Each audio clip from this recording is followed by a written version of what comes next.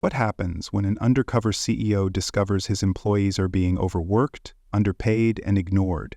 That's exactly what Adam Reynolds faced when he disguised himself as a warehouse worker in his own company.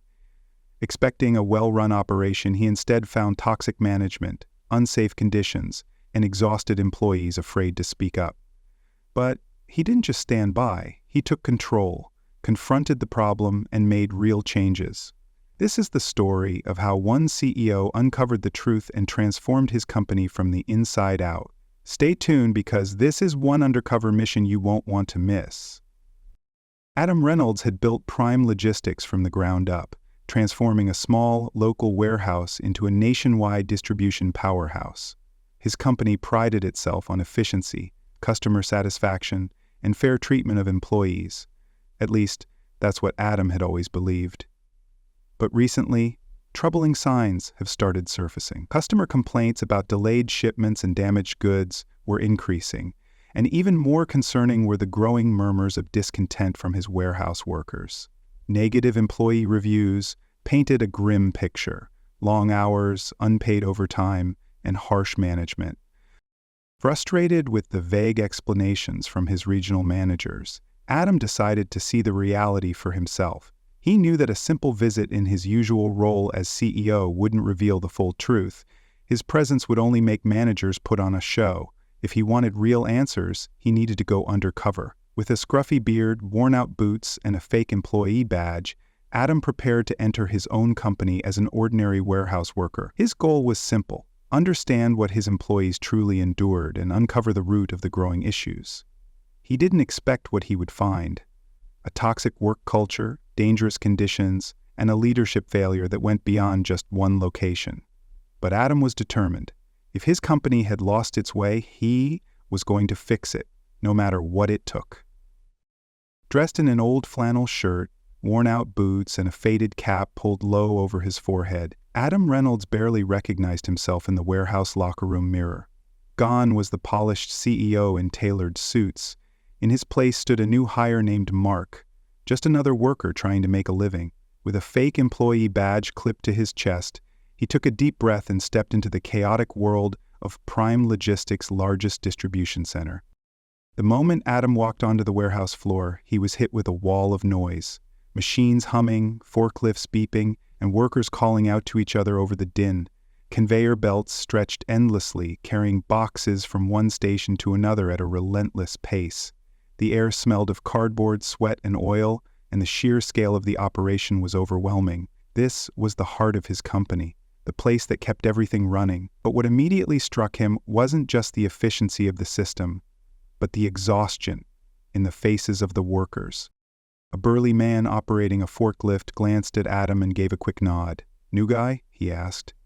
Adam nodded back, adjusting his grip on the worn gloves he'd been given.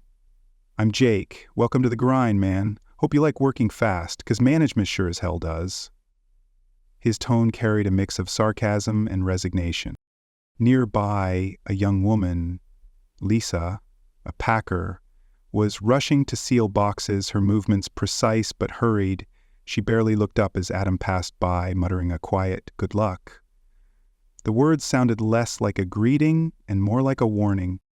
Then, before Adam could get his bearings, a sharp voice cut through the noise. "Hey, new guy, you work for me now. Keep up, or you're gonna fall behind real quick." Adam turned to see Terry, the shift supervisor, a middle-aged man with a clipboard in one hand and a permanent scowl on his face. His tone wasn't welcoming, it was an order. Adam had expected a tough environment, but something about the way the employees carried themselves, the tension in their shoulders, the way they avoided eye contact with Terry, told him this wasn't just a demanding job. This was survival. Within an hour of starting his shift, Adam quickly realized that something was very wrong. The work was relentless, with packages moving at an unforgiving pace, and the expectations placed on workers were far from reasonable.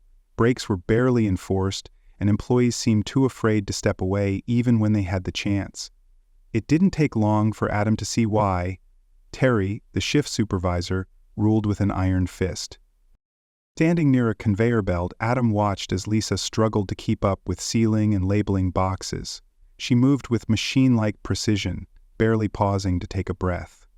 At one point, she reached for a tape gun and fumbled, causing a small delay. Terry's voice cut through the warehouse like a whip. "Lisa, do I need to remind you that slow workers don't last long here? Move faster." Lisa flinched, but didn't respond. Instead, she lowered her head and sped up, sealing boxes even more frantically than before. Adam clenched his jaw. This wasn't tough leadership, it was intimidation. A few feet away, Jake was maneuvering a forklift, carefully stacking heavy pallets onto metal racks. As Adam watched, the machine let out a loud screech, and Jake cursed under his breath. "Damn thing's been acting up for weeks," Jake muttered. "Told Terry it needs maintenance, but he says we can't afford downtime." Adam's stomach twisted. Neglecting equipment maintenance? That wasn't just bad management, it was a serious safety hazard. Later, while waiting for his next task, Adam overheard a quiet conversation between two workers. "Still no overtime pay?" one asked, shaking his head. "Nope," the other replied bitterly. "Payroll says it's a processing issue, but it's been happening for months. If you complain too much, you're just told to be grateful you have a job." Adam's hand tightened around the box he was holding. Unpaid overtime? Forced compliance through fear? This was worse than he imagined. As the shift went on, Adam saw the same patterns again and again. Overworked employees, no support from management, and constant pressure to do more with less. Workers weren't just tired, they were demoralized. It was clear that Terry had created a culture of fear, one where employees were disposable and profits mattered more than people. This wasn't the company Adam had built. If this was happening here, how many other warehouses were running the same way? He had come undercover to get answers, but now he had another mission: to fix what had been broken. By the second half of his shift, Adam truly understood what his employees endured every day, and it was far worse than he had imagined. The work was physically exhausting, with barely any moments to pause between lifting, sorting, and packing. His arms ached from moving heavy boxes, his back throbbed from the constant bending, and his legs felt like lead from walking miles across the warehouse floor. He had never felt so drained in his life. But the physical toll was nothing compared to the mental strain. Employees worked under constant pressure, knowing that if they didn't keep up, they would be called out in front of everyone. Terry made sure of that. As Adam stacked shipments onto a rolling cart, he felt a tap on his shoulder. He turned to see Lisa, her face pale with exhaustion. "You okay?" she asked, offering a small tired smile. "You look like you got hit by a truck." Adam let out a breathless chuckle. "Feel like it too. How do you guys do this every day?" Lisa sighed. "We don't have a choice." She glanced around before lowering her voice. "Most of us are barely making rent. They know that. That's why they push us so hard." Adam was about to respond when Terry's voice cut through the air again. "New guy, you're too slow. Move it or you won't last the week." Adam gritted his teeth and forced himself to work faster, but deep down anger was bubbling inside him. He had built this company on the idea that workers should be treated fairly. Yet here he was, experiencing firsthand the exact opposite. Later, during a brief lull, Adam saw Jake leaning against a rack, wiping sweat from his forehead. "No break?" Adam asked. Jake scoffed. "Terry doesn't believe in breaks. Says we can rest when we get home." He shook his head. "You work through it, or you're replaced. Simple as that." Adam felt sick. No one should have to work under these conditions. His company had turned into something unrecognizable, and that was on him. By the end of the shift, his body was wrecked, his mind overwhelmed, but one thing was crystal clear. This wasn't just a bad manager problem. This was a systemic failure. And Adam wasn't going to let it continue. Adam had seen enough red flags throughout the day, but the real breaking point came just before the shift ended. The warehouse was in chaos, a massive order was running behind schedule, and Terry was shouting orders at an inhuman pace, driving the already exhausted workers even harder. The team moved frantically, trying to keep up. Adam could feel the tension in the air, the silent desperation of workers too afraid to slow down. Then, it happened. Jake, who had been operating the faulty forklift, made a sharp turn while transporting a heavy pallet. The machine let out a loud screech before the back wheels jerked violently. The pallet wobbled, and before Jake could stabilize it, Several large boxes came crashing down. Thud, thud, thud. One barely missed Lisa, who yelped and stumbled backward, her face pale. The others froze in fear. Jake jumped out of the forklift, shaking his head. "Damn it, I told you this thing needed fixing." He turned to Terry, his voice filled with frustration. "That could have hit someone. What if Lisa got hurt?" Terry barely spared him a glance, then she should have moved faster. Silence fell over the warehouse. Adam's blood boiled. He had already witnessed Terry's mistreatment, but this? This was negligence. Jake's jaw tightened, his hands balling into fists. "You're seriously not going to report this?" Terry scoffed. "No time for reports. We need to meet our quota. Now get back to work." Adam couldn't stay silent anymore. His hands clenched into fists as he stepped forward, ready to speak, then caught himself. No, revealing himself now wouldn't be enough. He needed to do more than just fire one bad manager. Instead, he took a deep breath and locked eyes with Jake. "This happens a lot, doesn't it?" he asked quietly. Jake exhaled, nodding. "All the time. And if we say anything, we're told we're replaceable." Adam had heard enough. His company had turned into a grind machine that chewed up workers and spit them out. That night, as he left the warehouse, his entire body ached from exhaustion, but his mind was sharper than ever. Tomorrow he would return, not as Mark the warehouse worker, but as Adam Reynolds, the CEO. It was time to take back control and fix the company he had unknowingly let fall apart. The next morning, Adam Reynolds walked into the warehouse, but this time there was no disguise.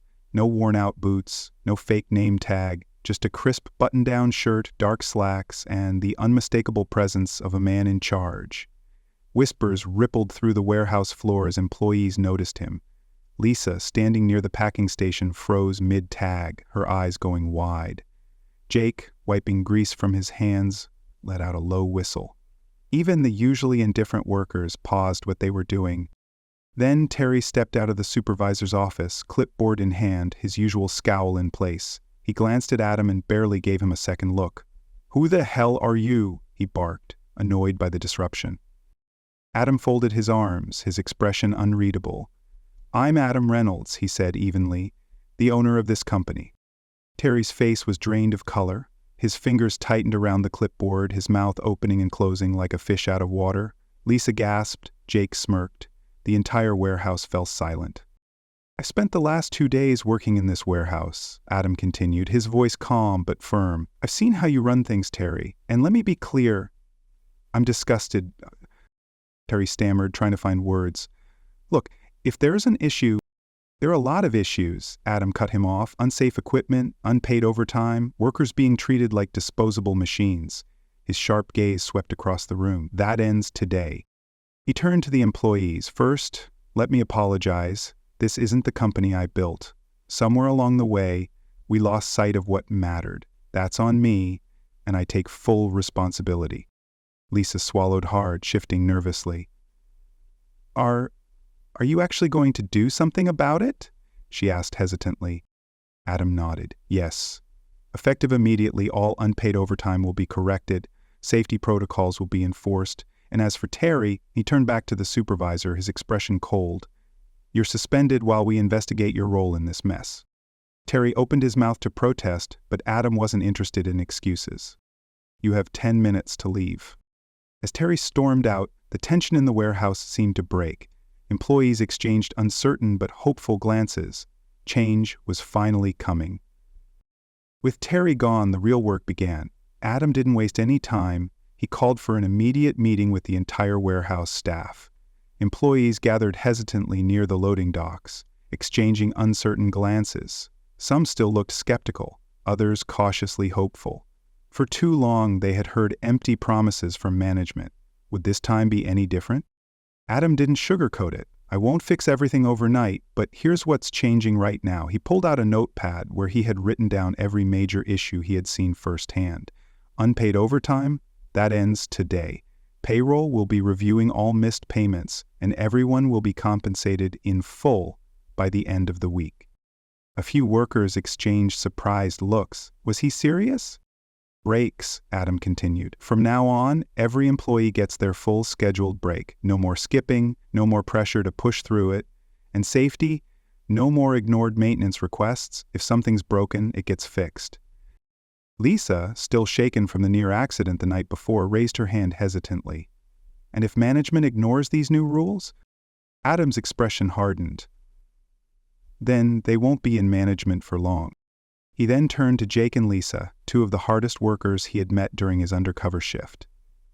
Which brings me to my next point. We need better leadership. People who actually care about the workers, not just quotas. He took a deep breath before announcing, Jake, Lisa, you're both being promoted to shift supervisors, effective immediately. Lisa's mouth fell open. Wait, what? Jake let out a stunned laugh. Are you serious? Adam nodded. You two know the job and you care about your team. That's what leadership should be.